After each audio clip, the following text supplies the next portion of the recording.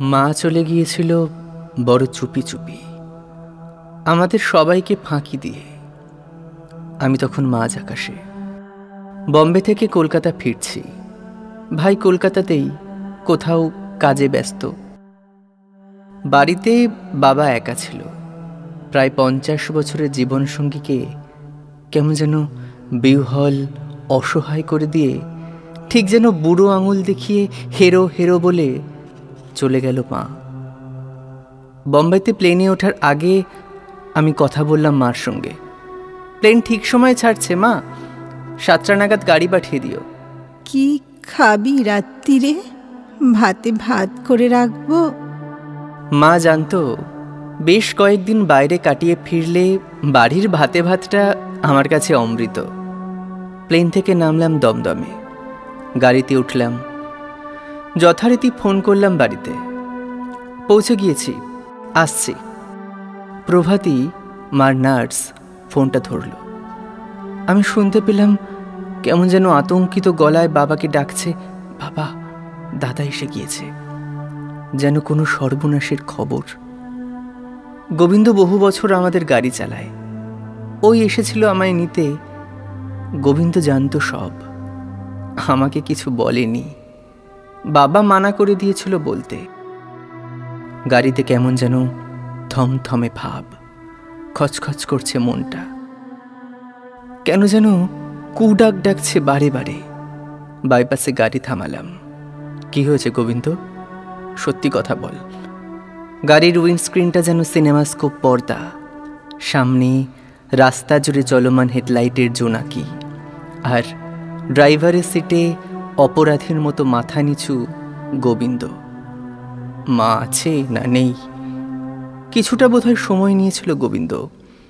তারপর মাথা নেড়েছিল, বড় মৃদু, প্রায় গতিহীনভাবে। ঠিক এভাবেই যেন বৈতরণীর সামনে দাঁড়িয়ে জীবনের সব আকুতিকে নস্যাৎ করে দিয়ে চিরকাল মাথা নাড়েন মহাকাল।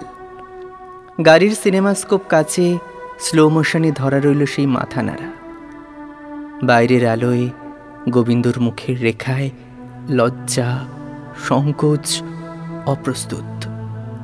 চোখের সামনে বাইরের চলমান জোনাকিরা প্রথমে ঝাপসা হলো, তারপর স্তব্ধ হলো, তারপর যেন নিভে গেল চারপাশটা ধূসর অন্ধকারে ঠেকে দিয়ে।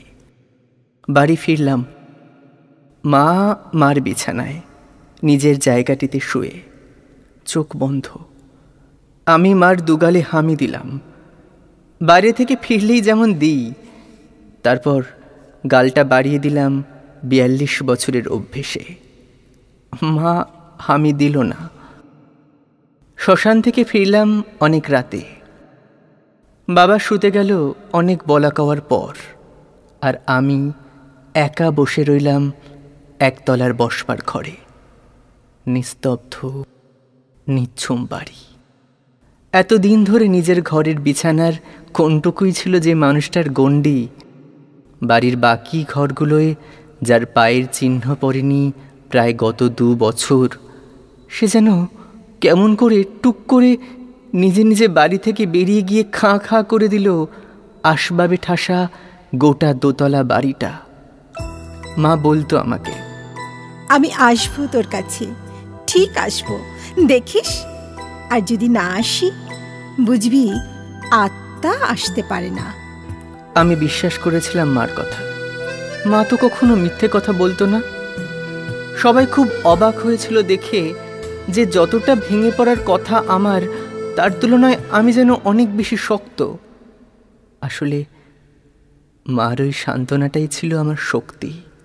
জানতাম মা যখন বলেছে ঠিক আসবে, আমাদের আবার দেখা হবে, কথা হবে। মা তো আমাকে আসি বলেও গেল না। তা কেমন করে হয়? রাতের পর রাত জেগে থেকেছি আমি, যদি মা আসে। মা তো এসে যদি দেখে আমি ঘুমিয়ে আছি, হয়তো ডাকবে না, চলে যাবে। দেবীপক্ষের চাঁদ যখন থালার মতো গোল হয়, সেই রাতেই নাকি লক্ষ্মী ঠাকুর আসেন গৃহস্থের ঘরে, ডেকে বলেন কে জাগরে, সেই থেকেই নাকি কোজাগরী। পূর্ণিমার রজতরশ্মি বেয়ে নেমে আসে স্ত্রী, সৌন্দর্য, সমৃদ্ধি, শান্তি। আসেন কল্যাণী, যে গৃহস্থ সারা রাত জেগে প্রতীক্ষা করে নিষ্ঠায়, ধৈর্যে, সেই নাকি পায় সেই অলৌকিক মঙ্গল স্পর্শ। অনেক পূর্ণিমা পার হয়ে গিয়েছে মা, নিশ্চন্দ্র নিশ্চিদ্র অন্ধকারের মতো।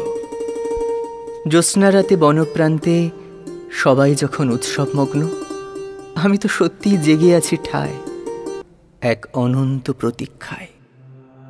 অসুস্থ হওয়ার পর থেকে ভালো করে হাঁটতে পারত না মা, পা টেনে টেনে হাঁটত। দূরে বারান্দা থেকে শুনতে পেতাম চটির খসখস আওয়াজ। আজও মাঝরাতে মাঝে মাঝে ঘুম ভেঙে যায়, ঘরের একটা আলো জ্বেলে দিই, অন্ধকারে অন্ধকারে মা যাতে হোঁচট না খায়।